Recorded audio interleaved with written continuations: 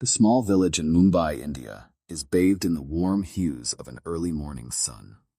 The village's serene beauty contrasts with the underlying tension in the lives of its inhabitants. Michael and Maria, the central figures in this story, are introduced.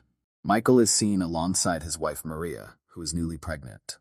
Their faces reflect the joy and anticipation of their growing family. In a moment of contemplation, Michael approaches a young girl in the village, seeking her opinion about relocating to Mumbai permanently. He asks her whether it would be a wise decision for his family. The young girl, with a fearful expression, points directly at Maria and screams. This unsettling scene abruptly shifts as it is revealed to be a dream. The dream's disquieting nature lingers as Maria wakes with a start. The narrative then advances 6 years into the future. Maria, visibly distressed from the disturbing dream, is shown waking up and expressing her agitation by hitting Michael. Michael, trying to calm her, is met with her emotional turmoil. The camera focuses on a family photo, which includes Michael, Maria, their son Oliver, and their daughter Lucy, underscoring the passage of time and the impact of loss. The following morning, the family shares breakfast together, with their dog Winston also present. The maid, whose name remains unmentioned, is seen in the house. Despite the warm morning routine, a significant absence is felt. Oliver, once part of their family photo, is now nowhere to be found. Later that day, after Michael departs for work, Maria is shown experiencing a mental breakdown. Piki, the maid, observes Maria's distress with sympathy. That night, Michael returns home to find Maria asleep, seemingly comforted by old family videos. He watches a video of the family playing the piano together, focusing on Oliver. As he approaches Maria to cover her with a blanket, a bottle of pills falls from her grasp. Michael discovers that Maria has intentionally overdosed. Frantic, Michael contacts an ambulance. Meanwhile, Maria is depicted in a distressing memory of a tragic car accident. In this memory, the car rapidly submerges, and Maria struggles to free her children from their seatbelts. Despite her efforts, Oliver's leg is trapped beneath the car seat, resulting in his tragic drowning. Maria manages to rescue Lucy and is pulled to safety, but her desperate cries for help are ignored by locals who prevent her from returning to rescue Oliver. This traumatic event is etched deeply into Maria's psyche. In the present, Maria is receiving medical care in the hospital. Michael receives reassuring news from a doctor about Maria's improving condition.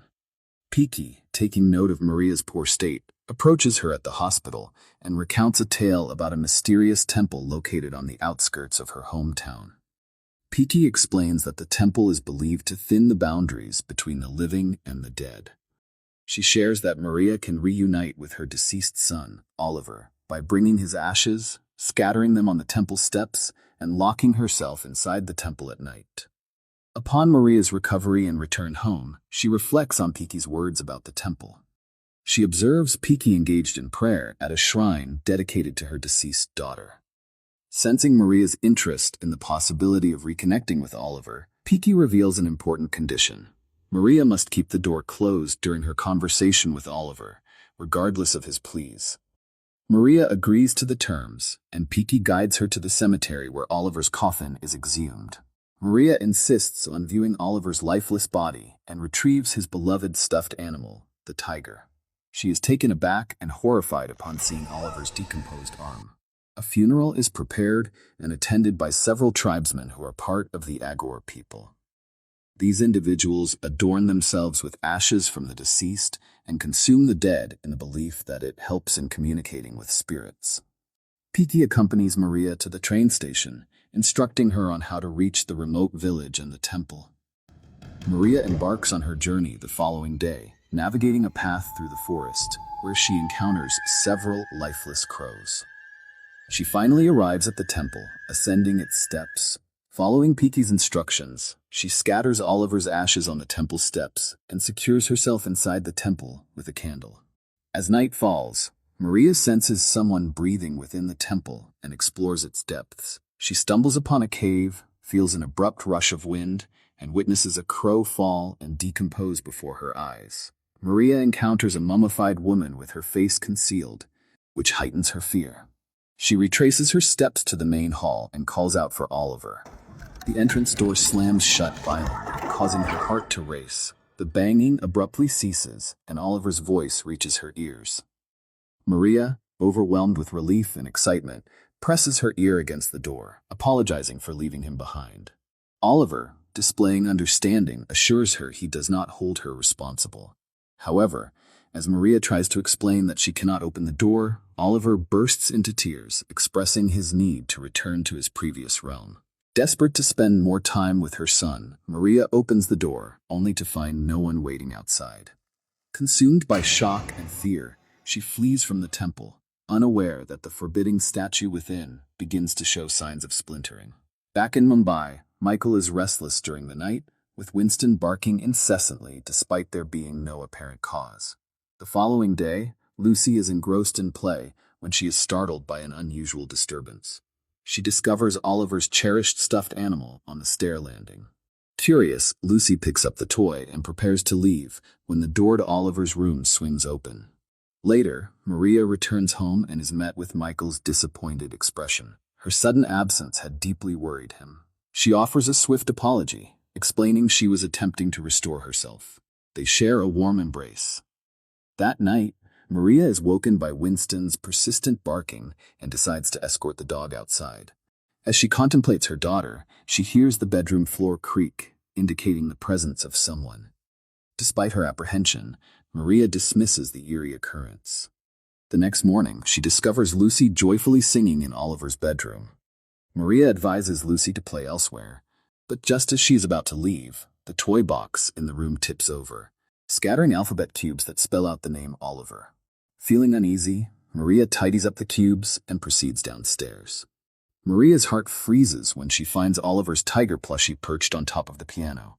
Lucy, unfazed, expresses a desire to show Maria something.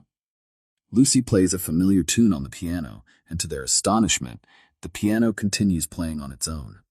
Maria, now fully aware of Oliver's spirit being present, begins to wash the tiger plushie with tears streaming down her face. Later that night, as Maria tucks Lucy into bed, Lucy asks her not to disclose these events to Michael. Lucy believes that Oliver is hiding from something but does not share details. Maria then enters Oliver's room and places the tiger plushie on the bed. A storybook falls from the shelf and a chair shifts closer to the bed as if beckoning.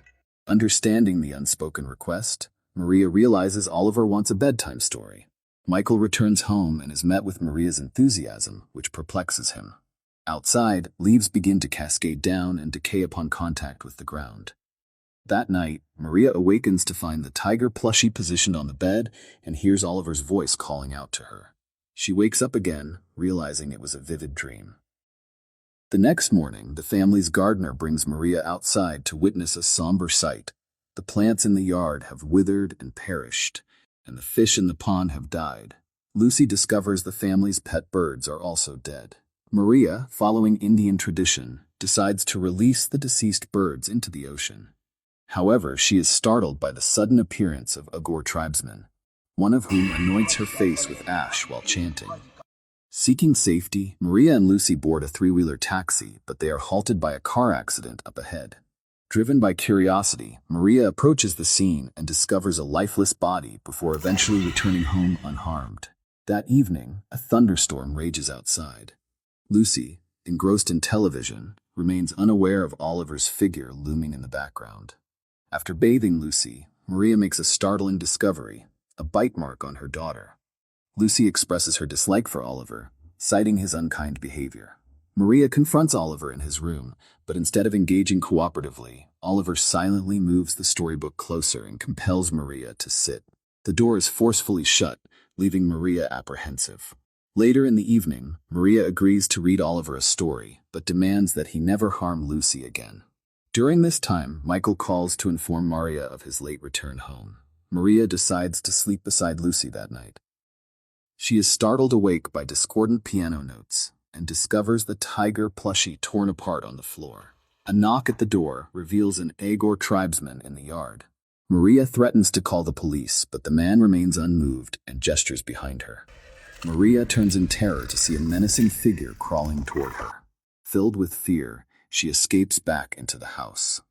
Piki confronts Maria, explaining that her actions have broken a crucial rule and that a curse has now been unleashed. The Agor tribesmen, known for their ability to commune with the dead, have invoked this curse due to Maria's disregard for their sacred rules. They have placed a marker at her home, symbolizing the curse and ensuring that the dead will be restless until it is resolved. Desperate, Maria tries to protect her family by seeking refuge.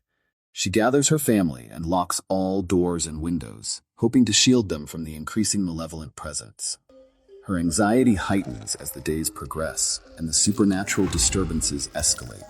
She experiences unsettling visions and noises, which only intensify her fears. Michael and Maria struggle to hold on to their sanity as they grapple with the haunting presence that seems to be closing in on them.